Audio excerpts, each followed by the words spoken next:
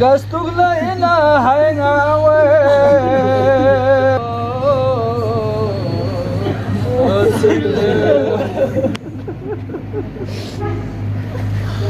Akbar bu cevan sözlerine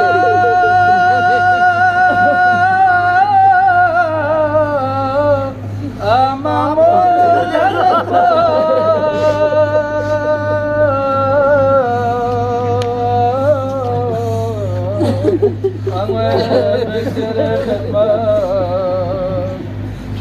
خدمت به بلستان زیزلا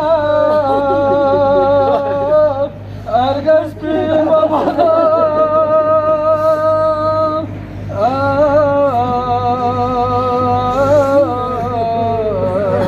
از دیگله یعنی الاحمر قوم وطام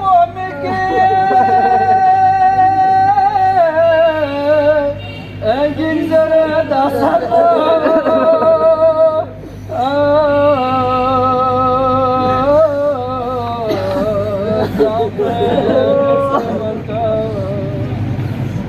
Akbar dünya gebla sizi Şam tonu marko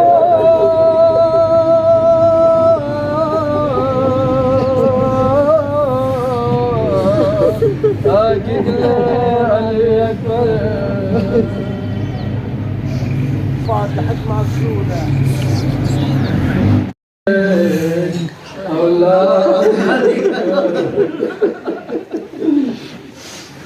Çiğ yapır gale sevna bese Çiğ tempo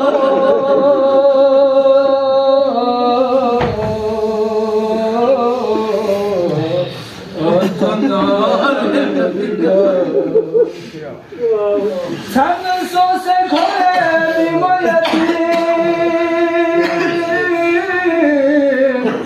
Kuntele zegan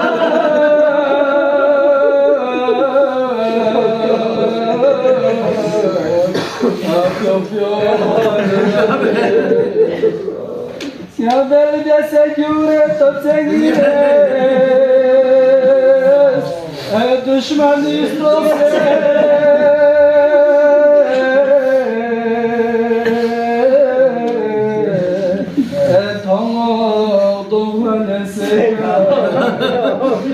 Yalnız bir tutsa ozdan sezuse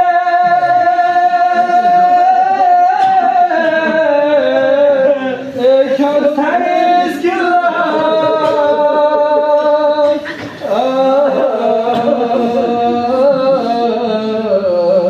Aslını kokoli verse Sumen babala betvalida Sultanemi mola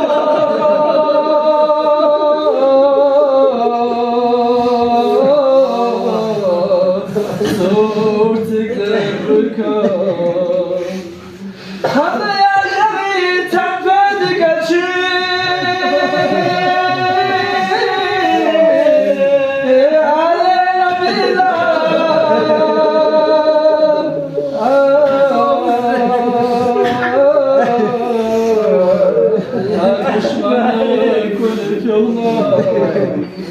أصغر زيزيكم وشبه أبوي خواسي